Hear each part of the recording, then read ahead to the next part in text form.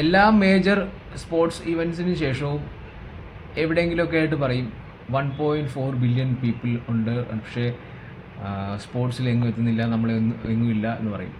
ശരിക്കും പറഞ്ഞാൽ ഈ 1.4 ബില്യൺ ആളുകൾക്ക് സ്പോർട്സുമായിട്ട് എന്തെങ്കിലും ബന്ധമുണ്ടോ?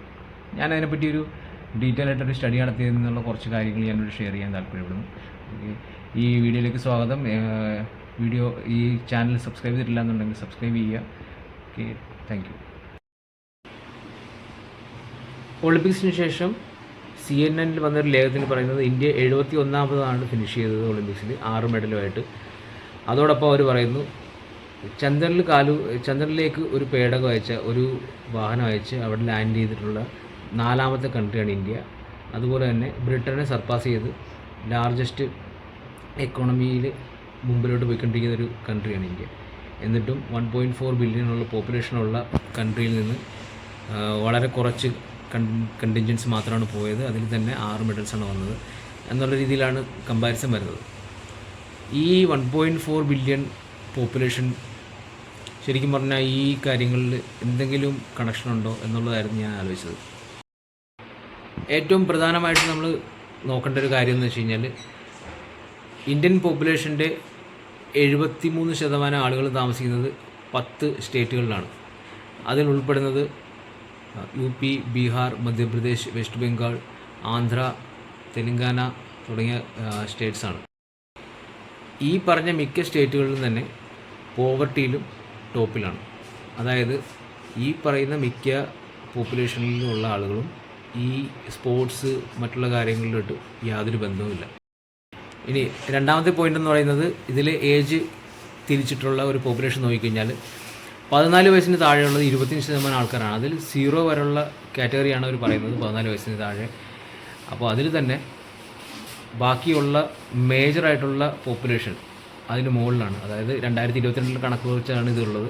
അപ്പോൾ ഇപ്പോൾ 17 വയസ്സിന് മുകളിലുള്ള പിന്നെ നമുക്ക് ഡ്രീമിലേക്ക് കാണാൻ പറ്റുന്ന അല്ലെങ്കിൽ 1.4 ബില്യൺ ഡ്രീംസ് ശരിക്കും പറഞ്ഞാൽ ഇല്ല.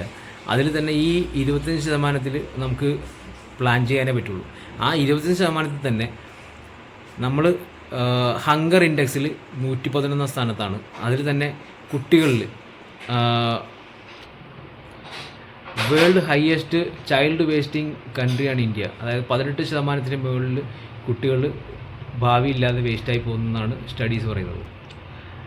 അതിൽ തന്നെ 1/3 കുട്ടികൾ മാൽന്യൂട്രീഷൻ കാരണം അവരുടെ പ്രോപ്പർ ഗ്രോത്തിലേക്ക് എത്തുന്നില്ല എന്നുള്ളതാണ് സ്റ്റഡീസിലൂടെ അറിയുന്നത്. ഇനി നമ്മൾ ഈ ഒരു കണക്ക് സ്പോർട്സിൽ വെച്ച് നോക്കിക്കഴിഞ്ഞാൽ 6% ആളുകൾ മാത്രമാണ് സ്പോർട്സുമായിട്ട് ബന്ധപ്പെട്ടുള്ളത്. 6% മാത്രമാണ് സ്പോർട്സിൽ പങ്കെടുക്കാറുള്ളത്.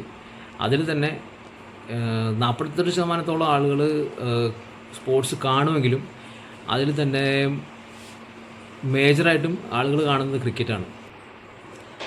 68 കോടിയോളം ആളുകൾ സ്പോർട്സ് കാണുന്നുണ്ട്. പക്ഷേ അതിൽ തന്നെ 615 മില്യൺ ആളുകൾ കാണുന്നത് ക്രിക്കറ്റ് മാത്രമാണ്. ക്രിക്കറ്റിൽ വളരെ സജീവമായിട്ടുള്ള ഓസ്ട്രേലിയയുടെ സ്പോർട്സ് വ്യൂവർഷിപ്പ് നോക്കിക്കഴിഞ്ഞാൽ ടോപ്പിൽ ക്രിക്കറ്റ് ഇല്ല. അവരുടെ ഓസ്ട്രേലിയൻ ഫുട്ബോൾ എന്ന് പറയുന്നതും പിന്നെ അവരുടെ റഗ്ബി, അതിനുശേഷം സോക്കർ, ഇതൊക്കെയാണ് മെയിനായിട്ട് ആളുകൾ അവിടെ കാണുന്നത്. അതുകൊണ്ട് തന്നെ അവരുടെ പെർഫോമൻസ് ക്രിക്കറ്റിൽ മാത്രമായിട്ട് ഒതുങ്ങുന്നില്ല. ഈ ഒരു കണക്ക് നമ്മൾ മേജർ സ്പോർട്ടിംഗ് കൺട്രീസ് ആയിട്ടുള്ള USA, ജപ്പാൻ അല്ലെങ്കിൽ അമേരിക്കയായിട്ട് കണക്ട് ചെയ്ത് നോക്കുമ്പോൾ അവരുടെ സ്പോർട്സിൽ ആക്റ്റീവായിട്ട് പാർട്ടിസിപ്പേഷനുള്ള 20 മുതൽ 60% ആളുകൾ വരെ സ്പോർട്സിലുണ്ടാവും. ഇനി വ്യൂവർഷിപ്പ് നോക്കിക്കഴിഞ്ഞാൽ 32% ആൾക്കാർ ഇന്ത്യയിൽ സ്മാർട്ട് ഫോൺ യൂസ് ചെയ്യുന്നതെന്നാണ് പറയുന്നത്. അതിൽ തന്നെ കൂടുതൽ ആൾക്കാരും ഇപ്പോൾ സ്പോർട്സും മറ്റുള്ള കാര്യങ്ങളും എല്ലാം കാണുന്നത് സ്മാർട്ട് ഫോൺ വഴിയാണ്, OTT വഴിയൊക്കെയാണ്. അപ്പോൾ അങ്ങനെ വെച്ച് നോക്കുമ്പോൾ ബാക്കിയുള്ള പകുതിയല്ല 70% മുകളിലുള്ള ആൾക്കാർക്കും സ്പോർട്സ് കാണാനുള്ള വഴിയോ അല്ലെങ്കിൽ സ്പോർട്സിനെ പറ്റി അങ്ങനെ താല്പര്യം കാണിക്കുന്നില്ല. ഇനി ഇത് തന്നെ ഫുട്ബോളിൻ്റെ കാര്യം നോക്കിക്കഴിഞ്ഞാൽ ആകെ 10 സ്റ്റേറ്റ്സ് മാത്രമാണ് ഫുട്ബോളിൽ താല്പര്യമുള്ളത്. ആ 10 സ്റ്റേറ്റ്സിൽ തന്നെ ഒരെണ്ണം എന്ന് പറയുന്നത് സിറ്റിയാണ്. ഈ 10 സ്റ്റേറ്റിൽ 6 സ്റ്റേറ്റിൽ നിന്നുള്ള പ്ലെയേഴ്സാണ് ഇന്ത്യൻ ടീമിൽ കളിച്ചിട്ടുള്ളത്. 2002 ശേഷം ഇതുവരെ ഇന്ത്യൻ ടീം കളിച്ചിട്ടുള്ളത് വെറും 6 സ്റ്റേറ്റ്സിൽ നിന്ന് മാത്രമാണ്. ഫുട്ബോളിൽ 31% പ്രൊഫഷണൽ പ്ലെയേഴ്സ് ഉള്ളതെന്ന് പറയുന്നതിൽ മണിപ്പൂർ, മിസോറാം എന്നീ 2 സ്റ്റേറ്റ്സിൽ നിന്ന് മാത്രമാണ്. പിന്നെ ഉള്ളത് വെസ്റ്റ് ബംഗാൾ, ഗോവ. ഈ വെസ്റ്റ് ബംഗാളും ഗോവയും പണ്ട് പവർ ഹൗസ് ആയിരുന്നെങ്കിലും ഇപ്പോൾ ഡിക്ലൈനിലാണ്. കേരളത്തിൽ ഫുട്ബോൾ ഭയങ്കര ഫേമസ് ആണെങ്കിൽ നമ്മൾ ബോസ്റ്റ് ചെയ്യുമെങ്കിലും പ്രൊഫഷണൽ ലെവലിലേക്ക് അല്ലെങ്കിൽ ഒരു കരിയറായിട്ട് ഫുട്ബോളിലേക്ക് വരുന്നവരുടെ എണ്ണം വളരെ കുറവാണ്.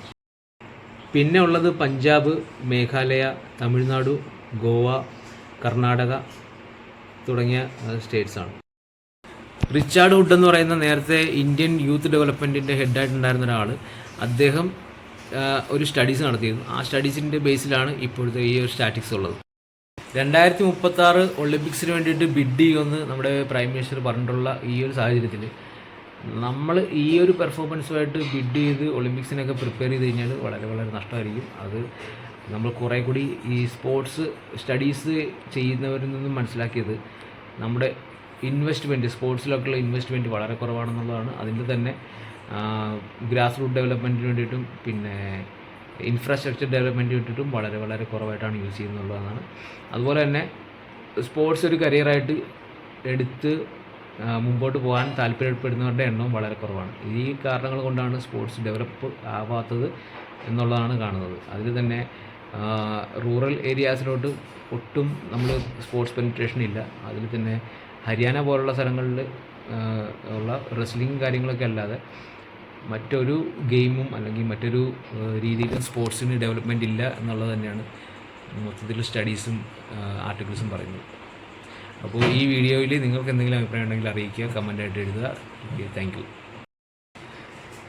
എൻ്റെ കുറച്ച് അഭിപ്രായങ്ങളും പിന്നെ എനിക്കുണ്ടായ ചിന്തകളിൽ നിന്നുണ്ടായ കുറേ സ്റ്റഡീസ് വായിച്ചു നോക്കിയതും പിന്നെ ആർട്ടിക്കിൾസ് വായിച്ചതിൽ നിന്നുള്ള നോളജാണ് ഞാനിവിടെ ഷെയർ ചെയ്തത്, ഡേറ്റയാണ് ഞാൻ ഷെയർ ചെയ്തത്. അപ്പോൾ നിങ്ങൾക്ക് നിങ്ങളുടേതായിട്ടുള്ള അഭിപ്രായങ്ങളും നിങ്ങൾക്കുള്ള നോളജും നിങ്ങൾ ഷെയർ ചെയ്യുക. നിങ്ങൾക്ക് ഈ വീഡിയോ ഇഷ്ടപ്പെട്ടെങ്കിൽ ലൈക്ക് ചെയ്യുക, സബ്സ്ക്രൈബ് ചെയ്യുക. Thank you so much.